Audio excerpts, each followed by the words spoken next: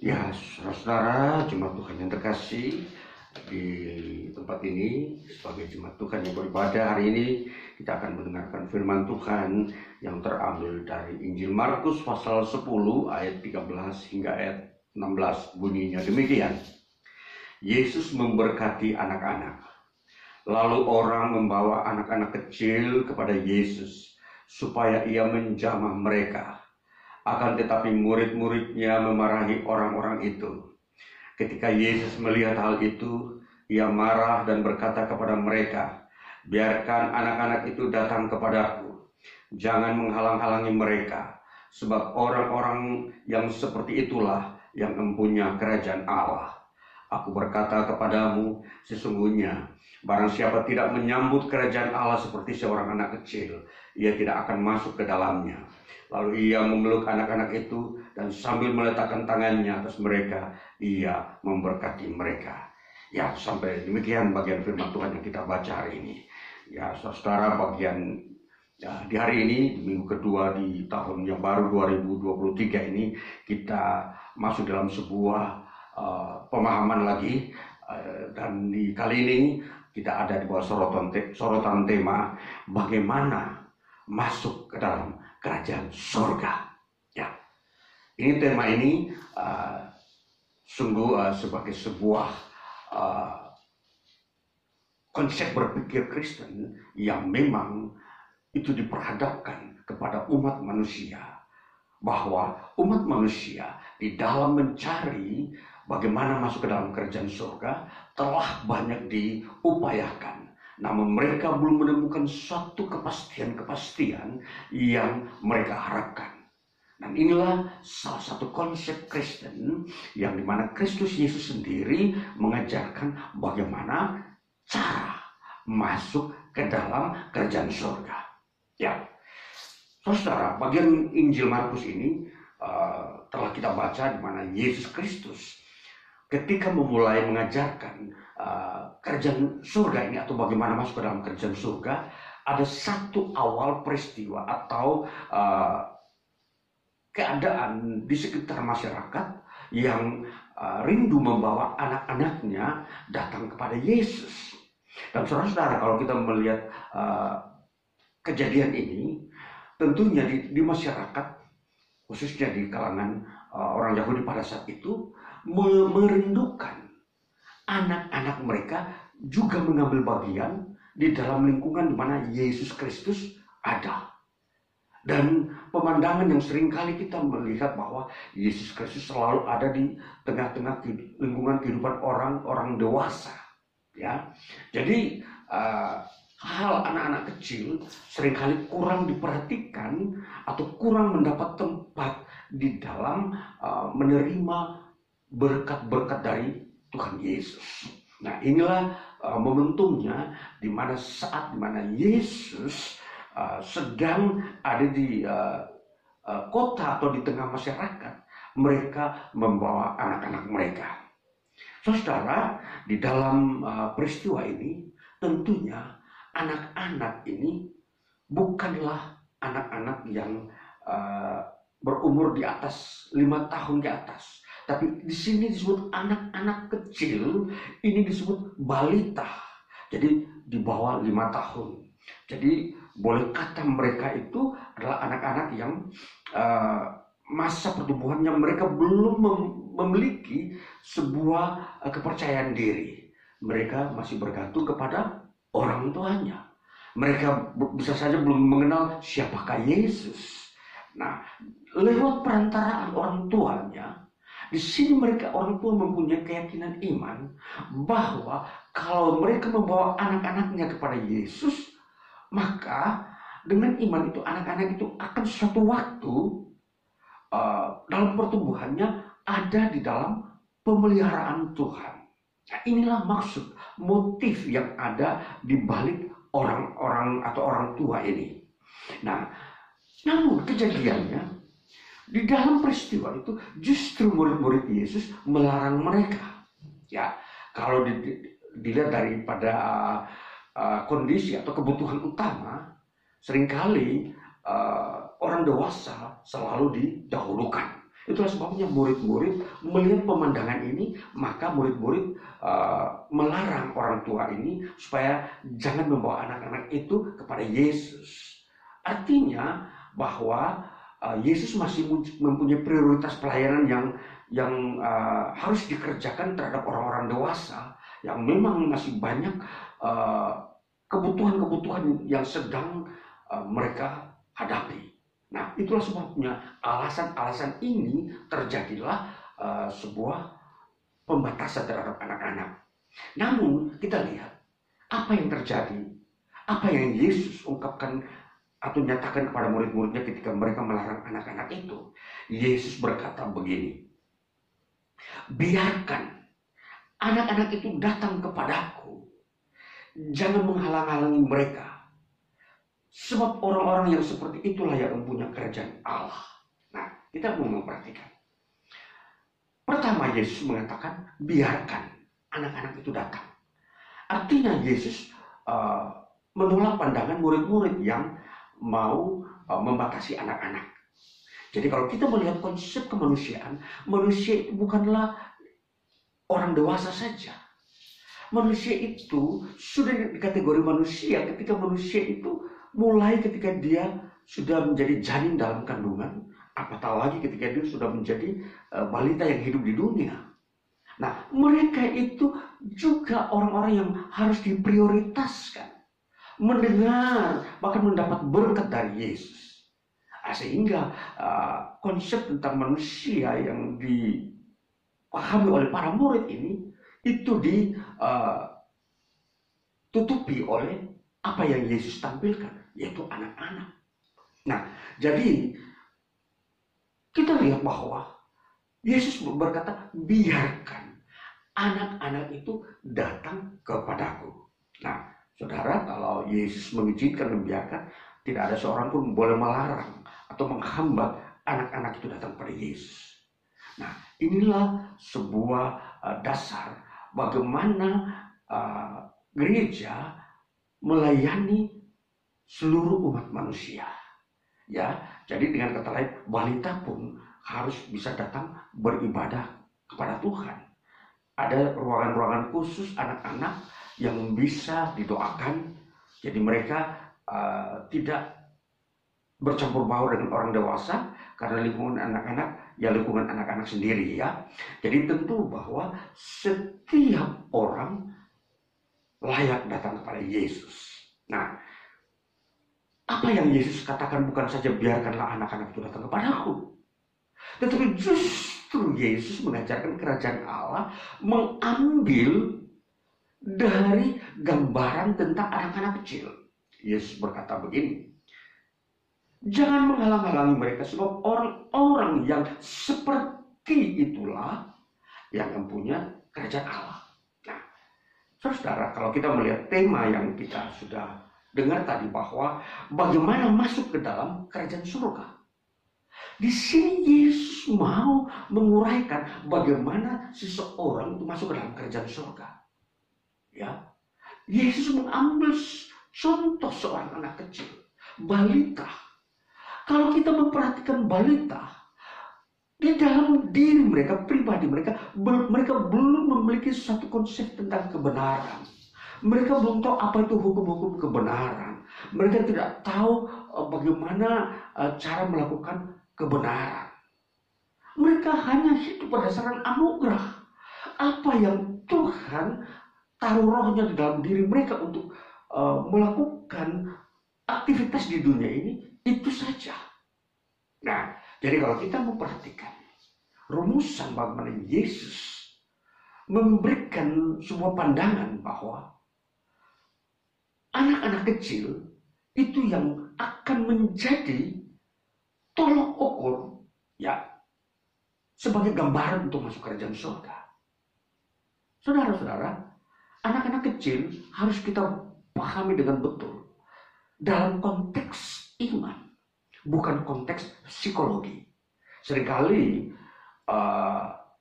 ada pandangan-pandangan psikologi yang memandang bahwa anak kecil atau balita ini itu mereka adalah anak-anak yang polos, yang tidak mempunyai pemikiran tentang kejahatan.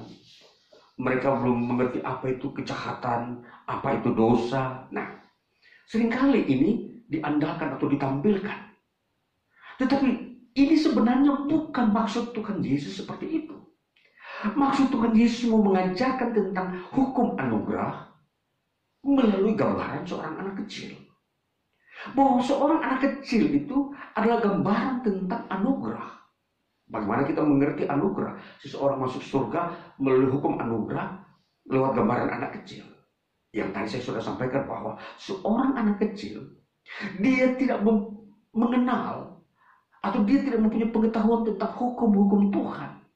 Seperti apa? Jangan bunuh, mencuri, dia belum tahu itu. Jangan berbuat kejahatan, dia tidak tahu.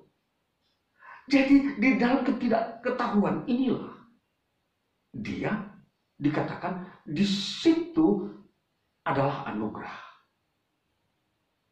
Jadi ketidaktahuan seorang anak ini, di sini bagaimana anugerah mengambil kehidupannya dia. Anugerah Tuhan, bukan hukum manusia. Jadi sebuah hukum yang terbaik, yang tertinggi pun tidak bisa mengatur anak-anak kecil ini untuk hidup berkenan kepada Tuhan. Sebab mereka tidak mengerti. Mereka tidak tahu hukum-hukum yang sudah ditetapkan manusia atau Allah kepada manusia pada sebelumnya. Maka Yesus menampilkan anak-anak ini bahwa di sini anak-anak itu digambarkan sebagai hukum anugerah yang Yesus tampilkan kepada orang dewasa. Ya, jadi di sini bukan Yesus berkata bahwa anak-anak kecil lah yang masuk surga, orang dewasa tidak, bukan. Itu bukan letterlek di situ. Tetapi Yesus mau menampilkan, dikatakan sepertinya. Sebab orang-orang yang seperti, kata seperti ini yang menjadi penegasan bahwa anak-anak kecil itu diarahkan kepada suatu figuratif. Jadi figuratif di sini adalah sebuah hukum iman yang digambarkan sebagai anugerah. Saudara, kalau kita memperhatikan bahwa hukum anugerah ini kita baca di dalam kitab Efesus pasal 2 ayat yang ke-8. Kita coba melihat di dalam kitab Efesus pasal kedua ayat yang ke-8, bunyinya demikian. Sebab karena kasih karunia kamu diselamatkan oleh iman, itu bukan hasil usahamu tetapi pemberian Allah. Jadi bagaimana seseorang bisa masuk dalam kerajaan surga? Yaitu melalui hukum anugerah. Nah, kalau kita sudah melihat di dalam Efesus pasal 2, kasih karunia ini adalah anugerah Allah. Kita tidak bisa lagi mengambil cara-cara lain. Maka masuk ke dalam kerajaan surga. Bagaimana masuk ke dalam kerajaan surga? Allah memberikan hukumnya yang disebut hukum anugerah. Ya, kalau sebelumnya kita mengenal ada satu hukum yang Allah berikan kepada orang Israel melalui Musa yang disebut hukum Taurat. Hukum Taurat ini mari kita baca di dalam Galatia. Kita baca di dalam kitab Galatia pasal yang ketiga ayat 11. Bunyinya demikian. Dan bahwa tidak ada orang yang dibenarkan di hadapan Allah karena melakukan hukum Taurat adalah jelas. Itu berarti bahwa apa yang Tuhan telah pernah berikan kepada orang Israel melalui Musa, yaitu yang disebut hukum Taurat, tidak dinilai oleh Tuhan bahwa itu orang akan mendapatkan keselamatan di dalamnya. Nah, jadi hukum anugerah inilah hukum yang terbaru, hukum yang Yesus tampilkan bagaimana seseorang bisa masuk ke dalam kerajaan surga. Nah, kembali kita melihat bahwa bagaimana hukum anugerah itu sendiri seseorang bisa menerimanya. Di dalam kisah Injil Markus pasal 10 ini dikatakan anak-anak itu datang kepada Yesus. Jadi datang kepada Yesus itu adalah cara untuk mendapatkan anugerah. Nah, saudara, kalau kita hanya mengerti bahwa hukum anugerah itulah yang membawa manusia masuk ke surga. Tetapi siapakah yang memberikan hukum anugerah ini? Atau siapakah yang dipercayakan untuk hukum anugerah itu dapat diterima oleh manusia? Sumbernya dari Allah, tapi dipercayakan melalui Yesus Kristus. Jadi menurut Efesus pasal 2 ayat 8, Allah yang memberikan hukum anugerah itu dalam wujud di mana Yesus Kristus datang ke dalam dunia. Nah, ini. Jadi semua orang yang mau berupaya merumuskan bagaimana masuk ke dalam kerajaan surga itu sebenarnya sia-sia. Kalau kita melihat ada yang mengenalkan perbuatan baik, ada orang yang merumuskan bahwa untuk masuk ke dalam kerajaan surga seseorang harus berbuat baik. Ya, kalau kita melihat hukum perbuatan baik ini, sesungguhnya ini tidak bisa berlaku secara universal. Karena hukum perbuatan baik ini hanya bisa dilakukan oleh orang-orang yang mempunyai kemampuan atau kelebihan. Seperti dia mungkin keluarga kerajaan, mungkin dia orang kaya, baru bisa melakukannya. Sedangkan anak-anak kecil atau orang-orang miskin, mereka tidak mampu melakukan perbuatan-perbuatan itu. Nah, jadi tentunya hukum perbuatan baik ini tidak terpakai. Kalau kita bandingkan dengan hukum Taurat saja, hukum Taurat di dalamnya ada kandungan-kandungan perbuatan baik, perbuatan ibadah. Tetapi itu tidak dianggap benar oleh Allah. Ya, tentunya apa? Karena anak-anak tidak bisa terlibat di dalamnya. Ya, kalau kita melihat hukum anugerah ini, berarti hukum anugerah hanya oleh iman, bukan oleh perbuatan-perbuatan baik. Nanti kita mau melihat bahwa iman ini adalah bagaikan seorang anak kecil bayi tadi. Kalau kita gambarkan, seorang anak bayi, dia bisa menjalani hidupnya bukan karena dia menginginkannya, tetapi Allah yang menginginkannya supaya dia hidup. Itulah iman. Jadi kehidupan manusia untuk masuk ke dalam kerajaan surga bukan sebenarnya keinginan manusia, tapi keinginan Allah. Allah menginginkan manusia itu masuk surga. Oleh sebab itu, manusia tidak perlu melakukan rencananya untuk masuk surga. Manusia tidak perlu membangun tata cara untuk masuk kerajaan surga. Karena kerajaan surga itu sendiri punyanya Allah. Allah telah memberikan hukum masuk ke dalam kerajaan surga melalui hukum iman. Anugerah itu adalah iman. Iman datang kepada Yesus Kristus. Nah, saudara-saudaraku yang terkasih, kalau kita melihat gambaran ini, berarti bahwa sudah tidak bisa lagi upaya manusia untuk mau berusaha masuk ke dalam kerajaan surga. Masih ada perkembangan yang lain. Banyak manusia mau berusaha melalui cara askesis. Askesis adalah sebuah cara, yaitu menyiksa dirinya untuk mendapatkan penebusan dosa. Karena dianggap dosalah penghalang manusia masuk surga. Lalu bagaimana caranya untuk mendapatkan pengampunan dosa? Dia melakukan suatu penyiksaan diri. Ini cara yang dilakukan oleh manusia. Usaha manusia. Kemudian masih ada cara yang lain. Bisa saja ada orang yang melakukan pertapaan. Menyendiri, tidak mau keluar dari lingkungannya. Dia bisa saja melakukan pertapaan di hutan atau di sebuah tempat persunyian, supaya dia bisa hanya melihat dirinya dan dia tidak berbuat dosa di situ. Nah, saudara-saudara, upaya-upaya manusia seperti ini adalah gambaran bahwa mereka merindukan masuk surga. Namun sayangnya, apa yang mereka upayakan tidak dibenarkan oleh Allah. Allah datang dengan hukum anugerah, ditampilkan melalui Yesus Kristus. Dan disinilah kalau kita melihat hukum anugerah itulah yang menjadi ketentuan bagaimana seseorang masuk surga. Saudara yang kekasih, jadi kalau apa yang ditampilkan oleh Tuhan di dalam hukum ini, maka janganlah kita mau mengambil yang lain. Karena hukum ini sudah dibukakan, sudah dinyatakan, wahyu itu sudah dibukakan, dan ini diberikan kepada kita umat manusia. Maka dari berbagai banyak konsep tentang bagaimana manusia masuk surga, tidak perlu kita gunakan. Kita menggunakan apa yang Allah sendiri bukakan, bukan yang manusia ciptakan. Jadi hukum masuk surga itu harus bersumber idenya dari Tuhan, bukan dari manusia. Jadi semua yang dilakukan oleh manusia, perbuatan baik, askese, maupun pertapaan, itu adalah idenya manusia.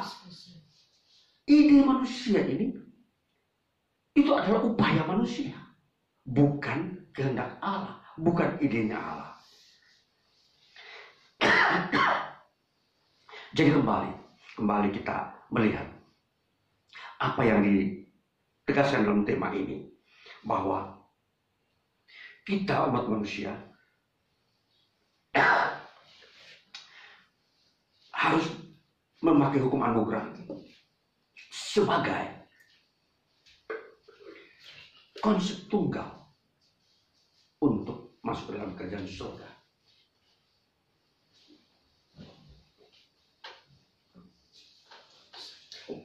Ya maaf saudara, karena ini mendadak batu ya. Jadi kembali saudara-saudara yang terkasih, di era ini kita harus benar-benar harus berani memegang hukum anugerah sebagai satu-satunya hukum untuk masuk ke dalam kerajaan surga.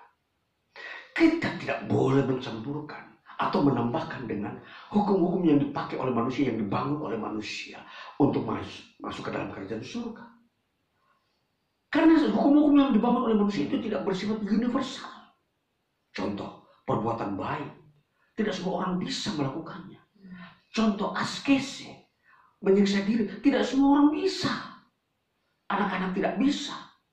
Contoh lagi, pertapaan, anak kecil tidak bisa melakukannya, dan semua orang tidak bisa melakukannya.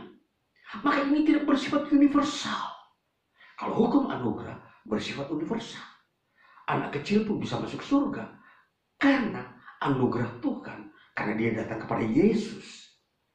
Saudara, jadi kita harus mengerti bahwa kenapa ada hukum anugerah di dunia ini, di dalam Yesus Kristus.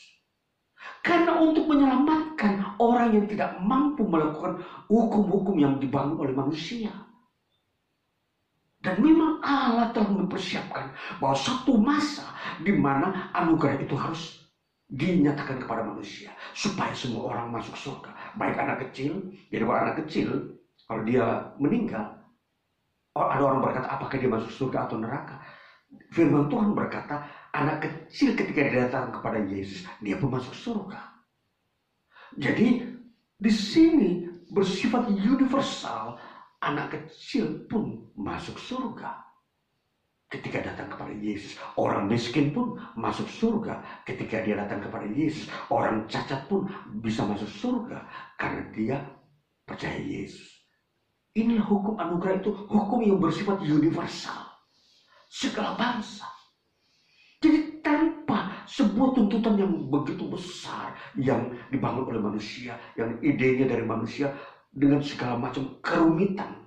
Banyak orang mengatur hukum tata caranya. Di dalam setiap agama mempunyai tata cara. Bagaimana menurut agama A, B, C, supaya sesuai dengan hukum agama itu orang harus seperti apa. Nah ini seringkali digambarkan bahwa seolah-olah itu akan menuju ke surga. Tidak. Saudara percaya kepada Yesus Kristus hari ini, tanpa saudara melakukan hukum-hukum yang begitu berat, saudara masuk surga karena saudara percaya kepada Yesus. Saudara belum melakukan hukum-hukum yang lain seperti peribadatan, apalagi kalau saudara melihat bahwa di dalam kekristenan ada aturan-aturan memberikan perpuluhan, memberikan persembahan, bagaimana juga terlibat dalam pelayanan. Ini semua ini rumit. Memang semua itu dibuat oleh manusia melalui sebuah respon terhadap Tuhan. Tetapi semua itu bukanlah menjadi ukuran orang masuk surga.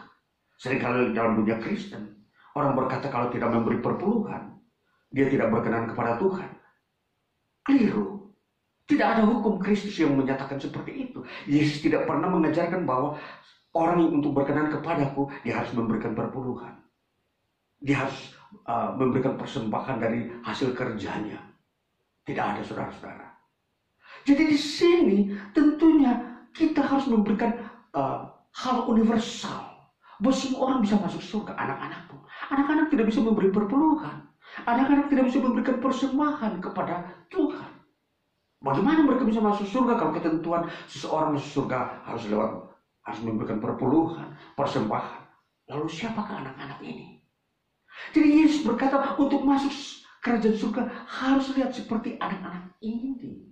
Balita. Jadi saudara-saudara, kita harus belajar mengerti kehendak Kristus.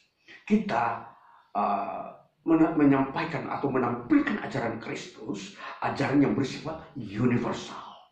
Semua orang bisa menerimanya. Ya. Jadi kalau orang datang kepada Yesus Kristus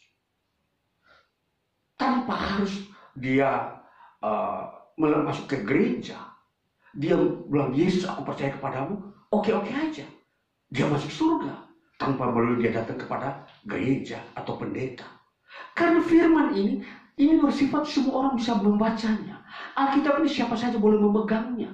Bukan saja pendeta orang Kristen, orang lain pun yang bukan Kristen boleh membacanya. Dan ketika dia berkata dan melihat bahwa barang siapa menerima Yesus, dia masuk surga.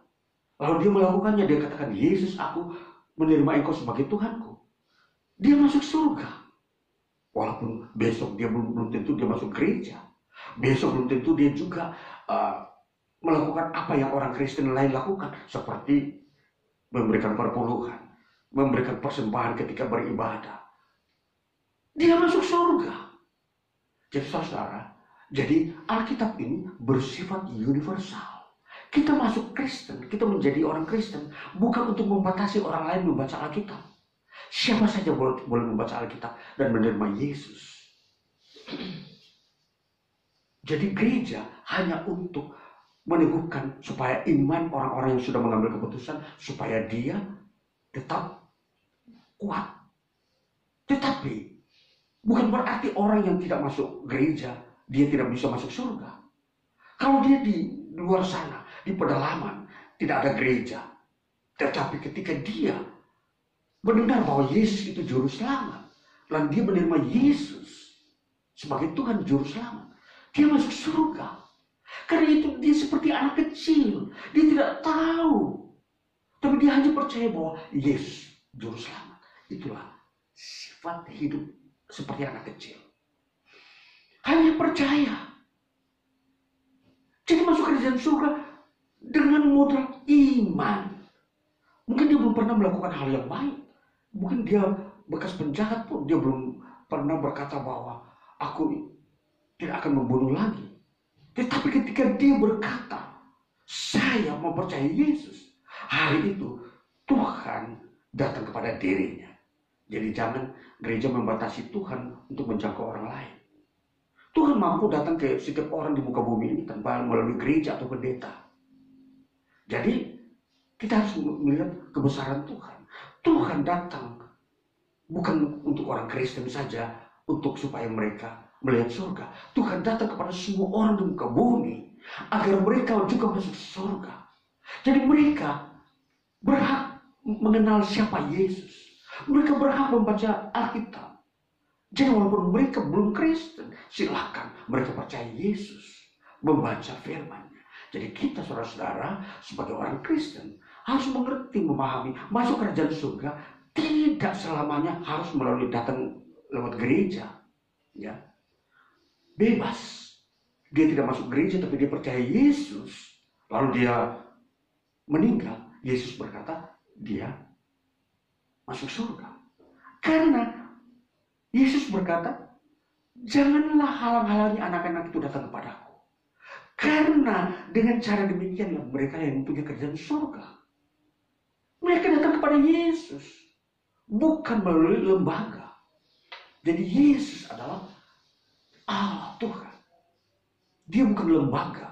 Jadi siapa saja boleh datang kepada Yesus. Walaupun di gereja nama Yesus lah yang dimuliakan. Tapi tanpa melalui gereja dia datang langsung, dia berhak.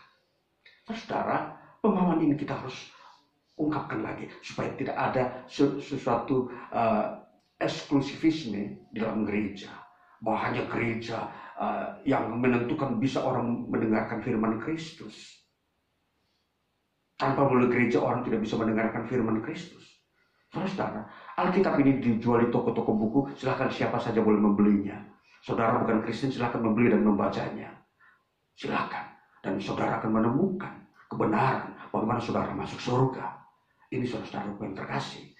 Jadi saudara yang di luar Kristen, jangan merasa pesimis atau merasa minder untuk tidak mengerti kebenaran Allah. Saudara bebas. Kalau saudara mungkin merasa malu untuk datang masuk ke gereja, saudara ke toko-toko buku Kristen, membeli Alkitab, bacalah sendiri. Saudara akan menemukan bagaimana saudara bisa masuk surga. Datanglah kepada Yesus Kristus. Saudara, ini pekerjaan Tuhan. Kristus adalah Tuhan. Keilahian itu melampaui akal manusia. Jadi bagaimana cara masuk ke surga? Jangan kita memakai rumus-rumus manusia. Harus setia di gereja berapa puluh tahun. Harus mengikuti tata cara gereja yang gereja tetapkan. Tidak, saudara. Yesus Kristus menetapkan bahwa dialah yang membawa orang masuk ke surga. Bukan pemimpin gereja. Perhatikan, bukan rasul-rasul. Yang membawa manusia ke surga bukan rasul-rasul sekali lagi. Tapi Yesus Kristus. Ini yang harus dipahami. Jadi saudara-saudara, di dalam memahami keilahian, kekekalan surga, janganlah kita dibatasi oleh organisasi, oleh sebuah lembaga agama apapun, termasuk Kristen. Kristen tidak bisa memberi syarat-syarat bagaimana seseorang masuk surga. Tapi Yesus Kristus.